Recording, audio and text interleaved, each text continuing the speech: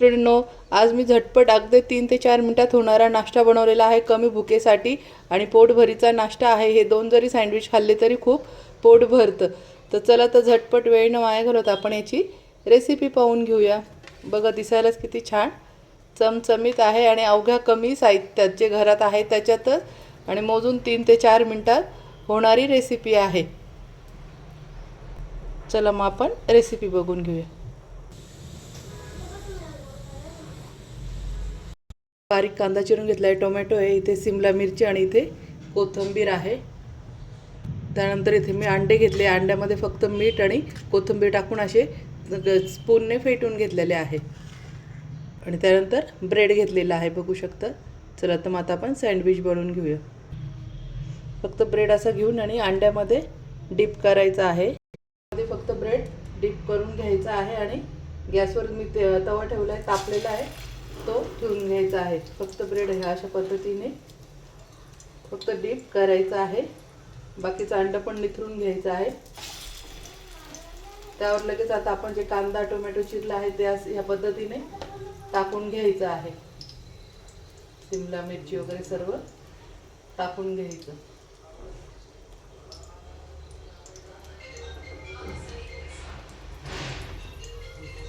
थोडी कोथिंबीर पण टाकून घ्यायची। अशा पद्धतीने टाकून घ्यायचं आहे आणि उलटणीने फक्त थोडंसं असं दाबून घ्यायचं आहे, म्हणजे जेणेकरून कांदा शिमला मिरची ऑमलेटच्या ब्रेडला छान चिटकून राहणार। आता आपण दुसऱ्या बाजूने पलटी करून घ्यायची आहे।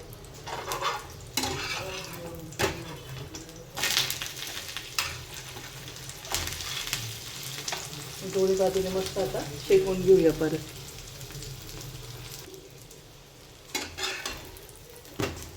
मस्त बघू शकता किती छान दिसू राहिले। हे दोन जरी खाल्ले आणि 1 कप चहा पिला तरी खूप पोटभरीचा नाश्ता आहे। संध्याकाळच्या कमी भुकेला पण खूप छान आहे आणि सकाळच्या घाईला जर वेळ नसेल नाश्ता बनवायला तर हा खूप छान आहे पर्याय आहे।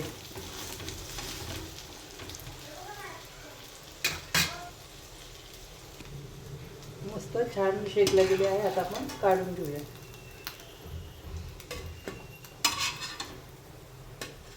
आता बाकीचे सर्व करून घेऊ, तुम्हाला जवळून दाखवते, बघू शकता किती छान झालेले आहे। चला तर मग आता बाकीचे करून घेते।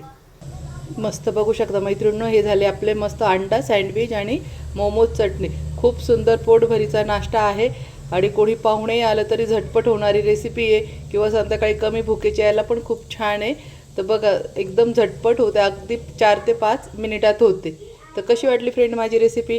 आवडल्या असेल तर माझ्या चॅनलला लाईक करा, सबस्क्राईब करा आणि शेअर करा। तोपर्यंत मस्त खा आणि मस्त राहा आणि असेच नवीन नवीन रेसिपी पाहण्यासाठी माझ्या चॅनलला फॉलो करा आणि शेअर करा।